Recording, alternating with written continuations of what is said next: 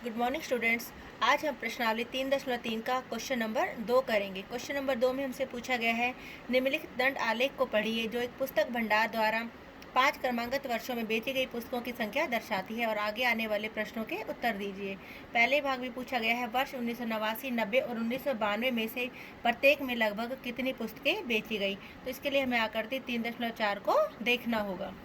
हमसे पहले भाग में पूछा गया था 1989 में जो हमारा ग्राफ है वो 100 और 200 के बीच में है और 200 के बिल्कुल करीब है। तो 1989 में लगभग हमारी 180 किताबें बेची गई हैं।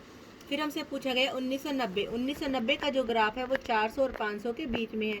बिल्कुल बीचों बीच 450 होता है, उससे थोड़ा सा ऊपर है। तो 1990 में हमारी 475 या हम 480 भी बोल सकते हैं। तो 1990 में हमारी लगभग 475 किताबें बेची गई हैं। फिर हमसे पूछा गया 1992 में 1992 का जो ग्राफ है वो हमारा 200 और 300 के बीच में है। अब बिल्कुल 200 और 300 के बीच में 250 होता, लेकिन वो उससे थोड़ा नीचे है। तो 1992 में हमारी लगभग 225 किताबें बेची गई हैं। दूसरे भाग में पूछा गया है, किस वर्ष में लगभग हमारी 475 किताबें बेची गई है और किस वर्ष में हमारी लगभग 225 किताबें बेची गई हैं।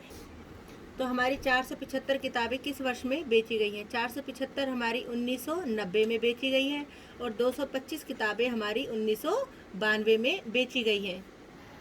तीसरे भाग में पूछा गया है कि किन वर्षों में हमारी 250 से कम पुस्तकें बेची गई हैं। तो 250 हमारा यहाँ पर है।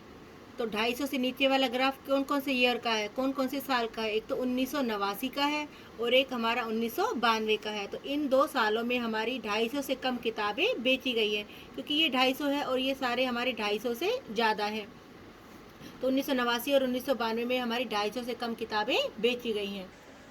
चौथे भाग में पूछा गया है कि क्या आप स्पष्ट कर सकते हैं कि आप वर्ष 1989 में बेची गई पुस्तकों का आकलन किस प्रकार करेंगे।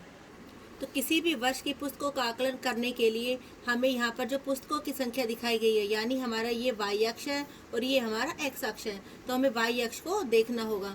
तो 1989 की पुस्तकों का आकलन हम कैसे करेंगे? y अक्ष पर पुस्तकों की संख्या को देख कर करेंगे।